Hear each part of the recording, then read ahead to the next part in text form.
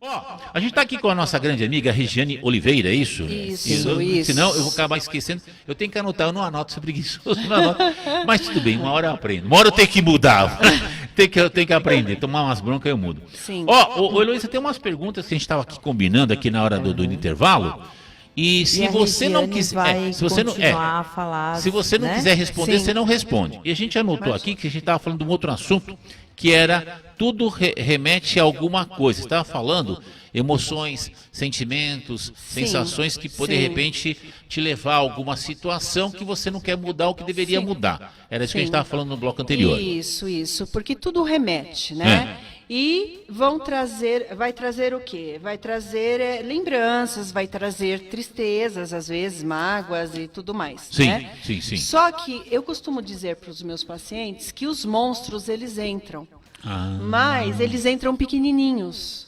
E nós alimentamos esses monstros. Nós alimentamos. Então, o que acontece? No momento que eles entram, nós precisamos identificar, esse é o trabalho do psicólogo dentro do consultório, né? Identificar quem são esses monstros e fazer as transferências. Porque se a gente fica ruminando atrás daquilo, não, porque isso, porque aquilo, porque tinha que ser assim, porque tinha que ser assado, aquilo começa a crescer de uma forma que nós não dominamos mais.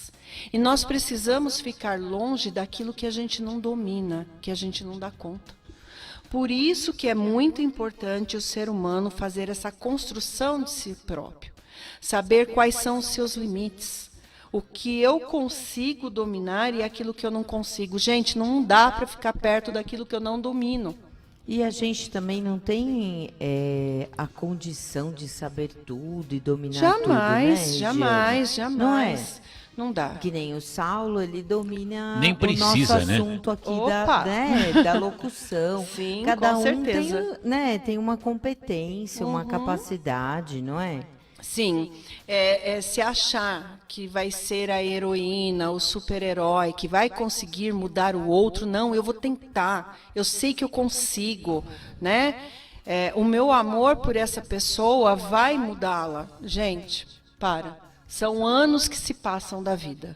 Anos. Vai passar 5, 10, 15, 20 anos, depois quando você olha para trás, que você resolve tomar uma decisão, você está destroçada e toda a sua a juventude foi embora. Loucura, hein? Estamos falando hoje o assunto aqui com a nossa grande amiga Regiane Oliveira, que é psicóloga, uma profissional incrível, tem uma competência maravilhosa. Eu já falei o currículo dela, você vai levar de 3 a 6 horas para ler. E não, é fantástico. Eu fiz um pequeno estudo, porque assim, na primeira vez que ela veio, é lógico que eu procuro evitar de ficar lendo muito para transformar a entrevista num programa muito técnico. Eu gosto de tirar as cascas, entrevistar a pessoa. Tipo, o que você fazia quando você tinha 5, 6, 7 anos de idade? O que você fazia quando era jovem? A gente gosta de se surpreender também. Surpreender. Mas depois, aqui, para essa entrevista... Né, para não ficar muito gelada a coisa. Para né? essa entrevista, o que eu fiz? Eu pesquisei por amor, não pesquisei por obrigação. Nossa, fui procurando e realmente é uma profissional de primeiríssima qualidade, capaz de dar cursos, treinamentos, palestras e te ajudar na sua vida. Eu garanto e assino embaixo. É um fato. E acho que todo mundo precisava ter um terapeuta, um psicólogo, um profissional Com qualificado. certeza, com certeza. Às vezes eu me preocupo muito com essas coisas que a gente vê de eu sou psicanalista, eu sou um coach emocional. Eu tenho muito medo, sabe? Assim, Sim. não medo, né? Mas a gente fica receoso, entendeu? Sim. A qualidade dessa pessoa no tratar. Não estou generalizando, né? Mas enfim. Sim, existem profissionais e Porque profissionais. agora né? todo mundo é um terapeuta. Agora todo mundo virou terapeuta, né? Agora um psicólogo na análise do comportamento, como eu trabalho e tudo mais, são muitos anos de estudo, né? A gente não deixa de estudar. A gente não deixa de estudar, né? Não tem como. É Mas é interessante. isso mesmo. Me diz uma coisa, pergunta de leigo, uma pergunta que me veio aqui. A dependência afetiva, ela pode gerar na pessoa se ela tiver algum tipo de frustração, pode gerar um sentimento de autossabotagem, um sentimento de suicídio, alguma coisa que leve a se destruir ou não? A dependência afetiva pode gerar A isso? dependência afetiva, ela destrói o tempo inteiro. Ah, que loucura, hein? Ela destrói o tempo inteiro. Tem pessoas que têm maiores dificuldades, maiores danos, e pessoas com menos danos. Aí depende muito de como que é a estrutura dessa pessoa. Tem pessoas que ela vem destroçada para o consultório, conta a história dela e você começa a trabalhar dentro das teorias, das técnicas, né? E o que acontece? Tem pessoas que elas conseguem pegar rápido todas essas teorias e começam a evoluir de uma forma mais rápida. Tem pessoas que demoram anos. Elas não conseguem, elas têm uma resistência muito grande na mudança, né? Porque o que é mudança? Mudança é você sair da sua zona de conforto e você entrar na linha do desconhecido. Sim. Então, eu costumo falar que a zona de conforto é a zona do inferno. Porque essa zona de conforto muitas vezes está péssima para você, mas você tem medo de sair dali. Porque ali você conhece, você sabe como agir, você sabe o que falar, você sabe o que fazer, né? Administrar. É péssimo isso mesmo. Né? É péssimo, mas você está ali e você está dominando. Quando você tem que reformular a sua vida para mudar toda aquela história, toda aquela construção que você teve de mundo, o que acontece? Você se lança para o desconhecido. E aí, o que vai acontecer ali? Ali eu não domino. Que loucura, hein? E dá um medo danado. Isso é para todo mundo. É muito complicado lidar com o desconhecido. E aí vem muito da construção de infância e adolescência. Porque dentro da infância e adolescência surgem o quê? As nossas crenças, que são as crenças, que seria mais ou menos assim, aquilo que a gente acredita realmente que nós somos. Mas isso é muito da linha do inconsciente, né? Então, nós temos 3 crenças, alguns autores, eles esmiuçam mais essas crenças, mas dentro da minha teoria são 3 crenças que nós temos: desamor, desvalor e desamparo. Então, desamor, desvalor e desamparo. Quando o Saulo fala, eu e o Saulo a gente conversa muito, né, fora da rádio. E quando o Saulo fala para mim assim, as palavras têm poder, eu acho que é mais ou menos isso que você está colocando para gente aqui. Desamparo, desvalor, isso, e desamparo. Desamparo e desvalor, desamor, desvalor também, desvalor, né? Desvalor. Pronto, desvalor, desamor e desamparo. Desvalor. Sim, são as crenças construídas. O que acontece? Loucura, hein, se você nasce numa família que todo mundo fica assim, não mexe nisso porque você não sabe mexer. Não, você não pode fazer isso. Deixa que eu faço para você. Não, você não consegue. Você faz tudo errado.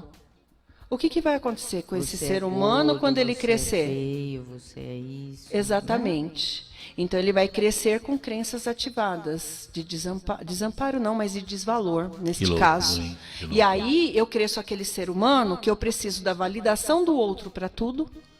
Eu não acredito que eu sou capaz de nada.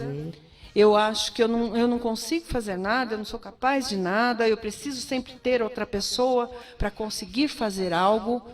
Mas então, quando nasce uma pessoa que tem assim, estou falando de um caso hipotético, tá? Um caso hipotético. Ele vai complicar. Quando nasce uma pessoa assim, por exemplo, que tem um certo estilo de xingar, falar palavrões para quem quer que seja quando alguém começa a subjugá-la, dizendo que ela não pode fazer tal coisa. Vou dar um exemplo assim hipotético. Imagina que uma criança de 8 anos estava numa igreja e ela faz uma pergunta para um padre e fala: padre, quando a gente morre, a gente vai para o céu? A gente vai para o céu. Mas aí, então a gente deixa tudo aqui, material aqui, deixa tudo que é material, deixa na terra. Então por que a igreja está cheia de ouros, coisas valiosas, não sei o quê? Aí esse padre dá um tapa na nuca dessa criança, e essa criança manda o padre para pulos de alegria, vai para qualquer lugar, xinga o padre, só falta pular em cima dele com o machado. Uma situação hipotética. E toda vez que essa criança, em algum momento na vida, sofreu esse tipo de subjugação, ela pegava uma pedra e arremessava na cara do elemento. Estou falando uma situação hipotética, isso também pode acontecer também. Isso é uma defesa, é um caso à parte, não estou falando que exista. Mas você já ouviu alguma situação nesse sentido ou não? É que comportamentos, eles são aprendidos, né? Então, provavelmente, essa criança aí teve um exemplo dentro de casa, né? Entendi. São Boa. São comportamento aprendido, né? Boa. Existe muita questão da genética. É que essa criança, hipoteticamente, ela era filha de árabes, né? Eu conheço esse moleque. Conhece, né? Eu conheço esse moleque. Não tem. Eu me lembro de um filme da Índia, né? Um filme hindu, de uma criança que tinha dislexia, mas o menino era um capeta. O filme, você assistiu o filme e você riu o filme inteiro, porque o cara ele não perdoa. E depois o filme é lindo, o filme você chora pra caramba. Sim. Aí aparece um professor que daí entende a criança, mas o filme ele é muito bem contado, a história. Eu vou procurar depois, eu passo o nome pra você. Mas essa criança que eu falei, Sim, eu conheço. É hipotética, tá bom? Tudo bem? Não, por favor, fique à vontade, Eu acabei cortando o seu raciocínio. Então, quer dizer, são as crenças, então? São as crenças que são construídas. Tá. Então, se eu tenho uma família que fala assim, você não consegue nada, você precisa... Vai, para uma menina, né? Porque a gente tem esse senso comum de sociedade. Que a gente está melhorando, né? Mas ainda não... Para chegar no ideal ainda vai demorar um pouco. O que acontece? Você precisa aprender... Vou trocar tudo isso. O que a gente ganha, as meninas ganham quando elas são pequenas? Os brinquedos que elas ganham. Uma boneca, Barbie, magrinha, Sim, loirinha, tudo isso. Ferrinho de passar roupa, só coisa de copinha, tudo isso. panelinha. Você já está sendo condicionada a ser uma dona de casa. Isso é senso comum de sociedade. Isso é bom ou é ruim? É bom ou é ruim? Não, se não quiser responder... Nada que Tudo é bem, não precisa ficar bravo 100% é bom. Tudo tem que ter uma limiar. Lógico que é bom você saber lavar uma louça e arrumar uma casa, mas também é bom você estudar e você ser dona da sua própria vida, né? De você ter o seu trabalho, de você ser auto-independente, porque senão você cai na dependência da pessoa.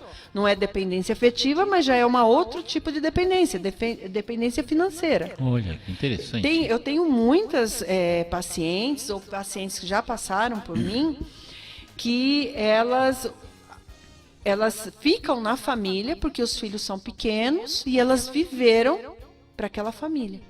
Então, quando você pergunta quem é você hoje, elas não sabem mais quem elas são. Elas se perderam de si. E o ser humano, quando ele se perde da sua essência de si, ele morre. Ele morre dentro dele. Então, eu tenho muitas mulheres que eu já fiz essa pergunta: quem é você hoje? Ela não sabe. O que você gosta de fazer? Ou o que você fazia antes que você continua fazendo hoje? Não sabe. Né? Que loucura, hein? É muito complicado quando o ser humano se perde de si próprio, ele não sabe mais quem ele é, porque ele se tornou parte do outro.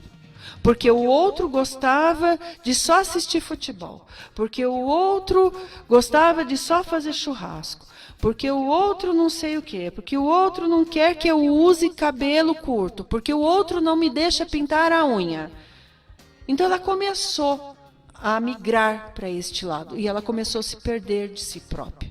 E o ser humano, quando ele se perde de si próprio, ele adoece. Uma mulher que vem depois de tudo isso para mim, ela não sabe mais quem ela é. Loucura, e refazer essa construção que loucura. é muito difícil, porque elas têm medo. Que pode ser uma mulher, pode ser um filho, uma mãe, Sim. um funcionário, Sim. enfim. Pode, né, se encaixar em qualquer tipo de relação, Sim. né?